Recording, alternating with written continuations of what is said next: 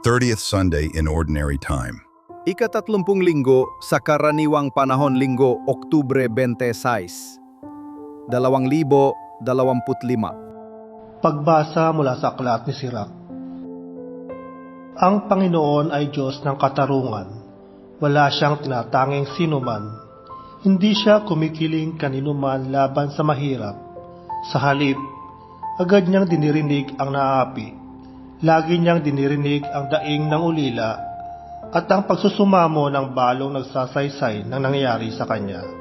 Kinalulugdan ng Diyos ang naglilingkod sa kanya ng buong puso.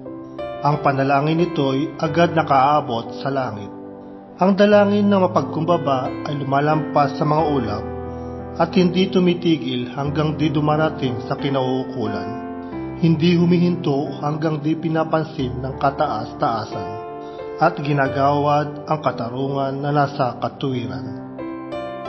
Ang salita ng Diyos. Salmong tugunan. Dukhang sa Diyos tumatawag ay Kanyang inililigtas.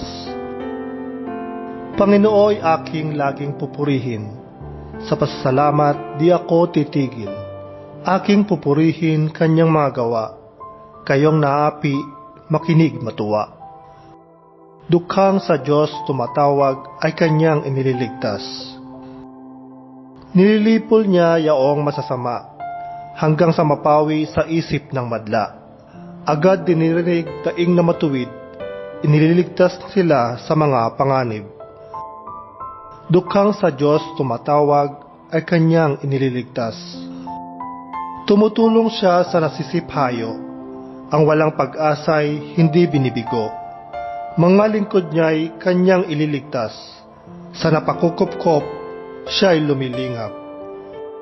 Dukhang sa Diyos tumatawag ay Kanyang inililigtas. Ikalawang pagbasa. Pagbasa mula sa ikalawang sulat ni Apostol San Pablo kay Timoteo.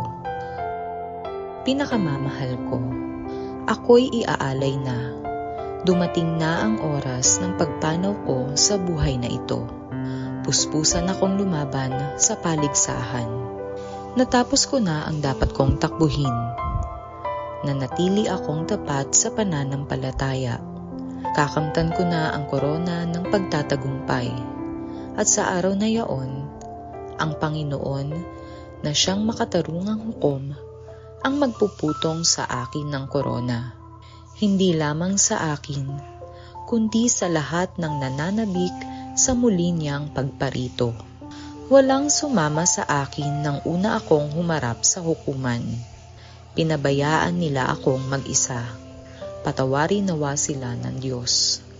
Ngunit, pinatnubayan ako ng Panginoon at binigyan ng lakas upang maipahayag sa mga hentil ang salita. Naligtas ako sa tiyak na kapahamakan. Ang Panginoon ang magliligtas sa akin sa lahat ng kasamaan at siya rin ang maghahatid sa akin sa Kanyang kaharian sa langit. Purihin nawa siya magpakailanman. Amen. Ang salita ng Diyos. Salamat sa Diyos.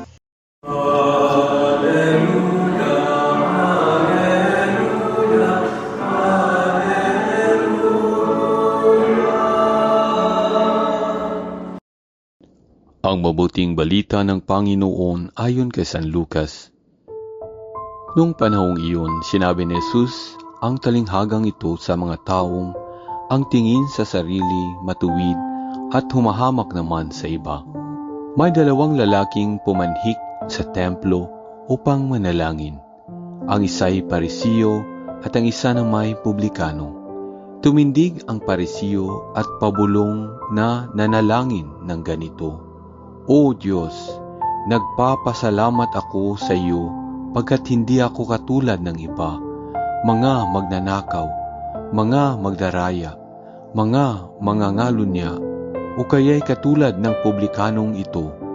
Makalawa akong nag-aayuno sa loob ng sanglinggo, nagbibigay ako ng ikapo ng lahat kong kinikita. Samantala, ang publikano'y nakatayo sa malayo, hindi man lamang makatingin sa langit, kundi dinadagukan ang kanyang dibdib At sinasabi, O Diyos, mahabag po kayo sa akin na isang makasalanan.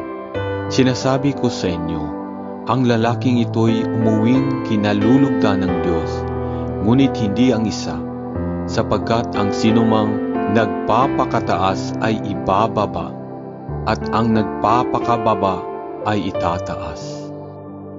Ang mabuting balita ng Panginoon, pinupuri ka namin, Panginoong Hesukristo.